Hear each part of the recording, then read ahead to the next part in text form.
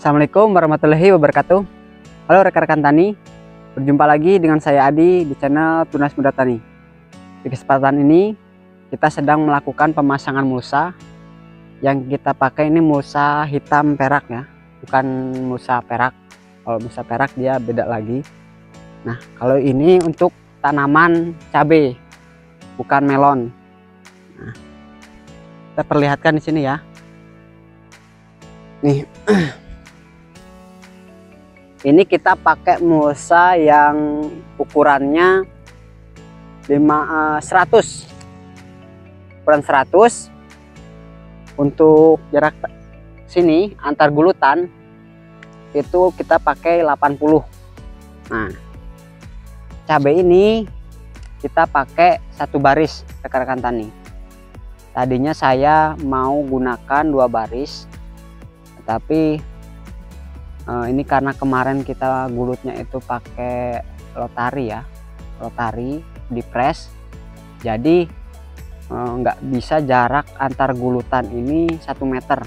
Nah, tadinya kalau bisa 1 meter itu saya pakai 2 baris tanaman. Nah, berhubung ini pakainya jaraknya itu cuma kisaran 80 sampai ini, jadi kita pakai 1 baris saja. Nah, untuk jarak tanaman nanti saya pakai 50 ya, jarak sini sampai sini nih 51 baris.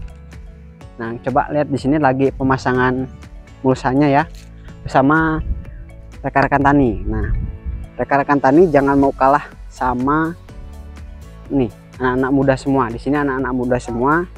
Nah, di sini yang kerja juga udah punya tanaman masing-masing. Jadi mereka pun selain bekerja di sini, kalau sudah bisa di sini, dia harus menanam di tempatnya sendiri. Jadi nggak hanya bekerja saja. Dia selain bekerja di sini, kalau sambil belajar, edukasi. Nah, setelah bisa di sini, barulah mereka menanam pribadinya masing-masing. Ini ada yang sudah ada nanam 1.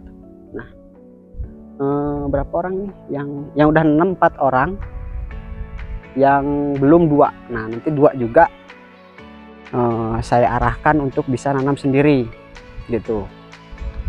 Jadi nggak hanya jadi pekerja saja, jadi langsung menanam untuk dirinya sendiri. Nah, makanya kalau ini petani itu masih dinilai pekerjaan yang tidak menguntungkan, yang kurang bagus lah dinilainya saat ini. Tapi itu kalau kita bertaninya atau petani pekerja. Tapi kalau rekan-rekan tani punya lahan walaupun sedikit, rekan-rekan tani adalah bos di lahan di situ. Jadi rekan-rekan tani yang mengaturnya. Nah, kalau yang belum ini, yang belum nanam, ada 2 orang yang belum nanam.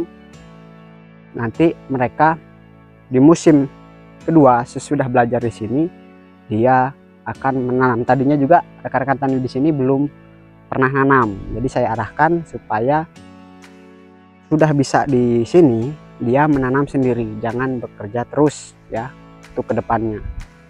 Jadi yang udah nanam sendiri itu 4 orang, yang belum ada 2 orang. Ya, coba lihat di sini lagi pemasangan mulsa. Nih.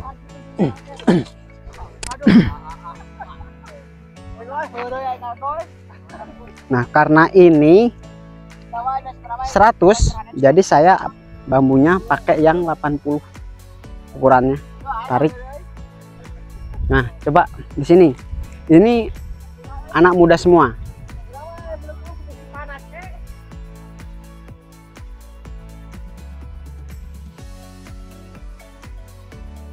Nah, jarak antar ini cepet antara mulsa sini dan cepet ini jaraknya nyampe 100-110. Jadi kisaran itu ya, kurang lebih. Jadi nggak harus pas gitu, yang penting kencang. Jarak untuk ngepresnya itu ya Bang ya? Jarak untuk presnya ini sininya 100 sampai 110. Kalau lagi panas malah bagus, nariknya enak. lebih enak nariknya. Nih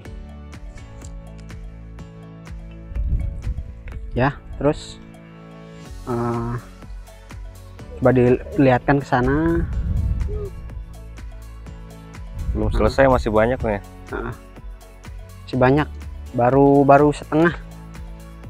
Ini luasan kisaran 8.000 meter persegi ya. Kalau setengah hektar lebih ini. Nah ini untuk jalan. Ini untuk jalan. Nah nanti juga di sini kita kalau sistem pengairannya pengairan drip. Jadi kita pakai drip.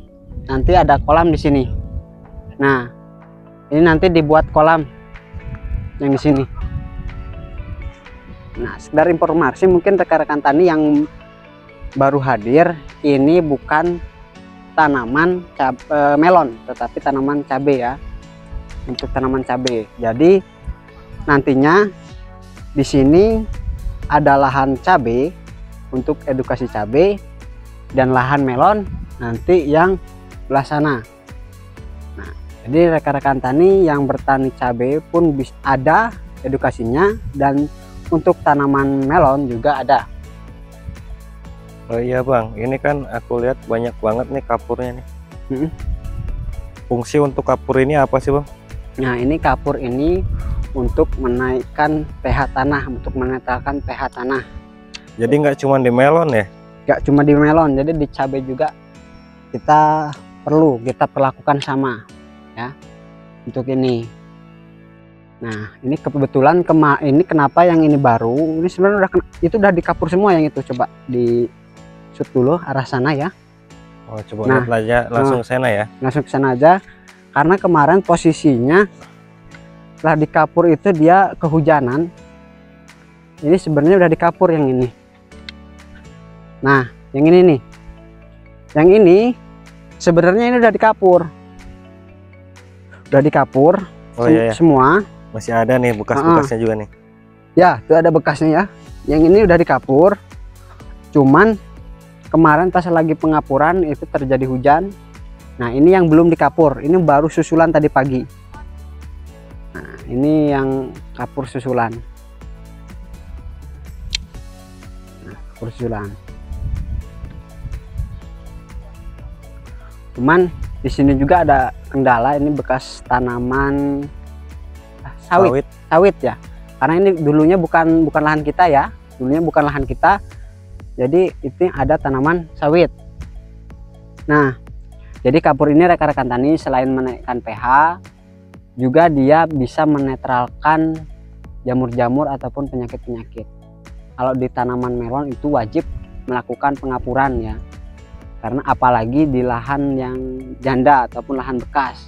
Kalau di lahan melon biasanya kita kalau di lahan bekas, misalnya kita nih bekas panen melon. Nah, untuk tanaman yang kedua itu bisa kita tanamin melon lagi berulang-ulang. Itu syaratnya, tetapi dengan melakukan pengapuran. Jadi pengapuran itu wajib dilakukan ya.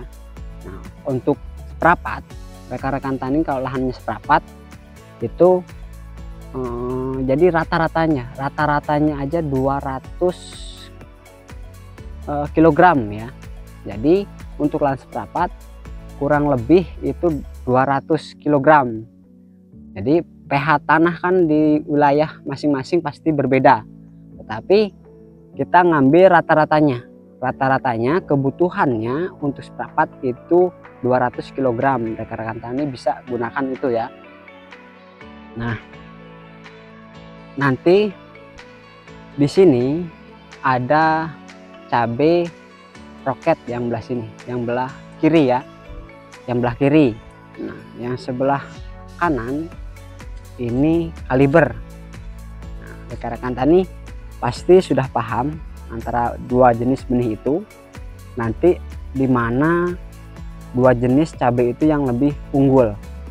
Nanti jadi bahan rekomendasi bagi rekan-rekan tani selain edukasinya juga. Jadi rekan-rekan tani ada pertimbangan untuk menanam cabai apa yang lebih unggul antara dua jenis merek itu ya. Nah, untuk pengairan ini agak jauh posisinya di sana. Jaraknya kalau di sini ada 50 meter lah kalau pengairan ya. Pengairat nanti disedot ke sana kolam yang tadi, baru kita drip. Dripnya nanti ini drip besar. Ini drip besar ya, selang besar di sini. Nanti ke sini selang kecil, selang kecil. Jadi edukasinya kita lengkap ya rekan-rekan tani. Mau di cabai, mau di melon, tetap kita ada. Nah, mungkin rekan-rekan tani yang ingin bertanya ataupun apa kendala-kendala, boleh langsung kolom komentar. Tidak harus sesuai dengan judul kita ya. Misalkan rekan-rekan tani ada permasalahan di lapangan tetapi tidak sesuai judul kita, itu nggak apa-apa, langsung ditanyakan saja walaupun nggak sesuai dengan judul. Jadi rekan-rekan tani kalau ada kendala itu bisa cepat tertanganinya. Coba sini ya, yang di sini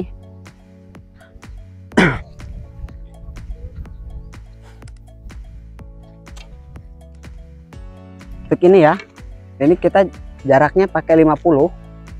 Nanti di tengah-tengah jarak antar tanaman ini nanti kita kasih lubang pupuk, tetapi lubangnya kalau lubang pupuk itu agak kecil nantinya, agak kecil di sini. Yuk coba diperlihatkan yang masang jarak dekat ya, jarak dekat kita perlihatkan seperti apa.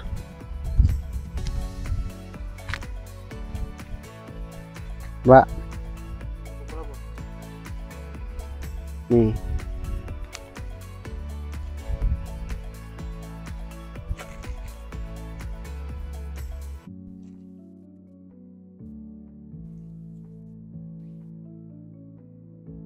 jadi tarik dulu supaya tengah-tengah, baru dijepit.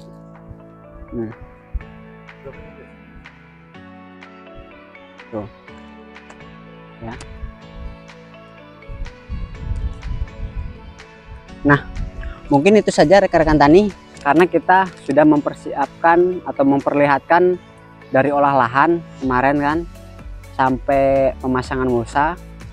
Nanti kita jelaskan kebutuhan dosisnya berapa dari awal, terus untuk sampai cara fungisidanya, pemupukannya, inseknya, nanti kita jelaskan semua. Jadi kita lebih memperlihatkan prosesnya, bukan memperlihatkan hasilnya, oh seperti ini hasilnya, tapi prosesnya untuk sampai ke tahap untuk berbuah lebat, ketahanan itu seperti apa, itu yang proses-prosesnya yang kita perlihatkan. Mungkin sekian saja rekan-rekan tani. Apabila rekan-rekan tani ada pertanyaan, silahkan komen di kolom komentar. Apabila rekan-rekan tani ada yang mau dipertanyakan atau mau didiskusikan, silahkan hubungi nomor WA yang ada di deskripsi. Kita akhiri. Assalamualaikum warahmatullahi wabarakatuh.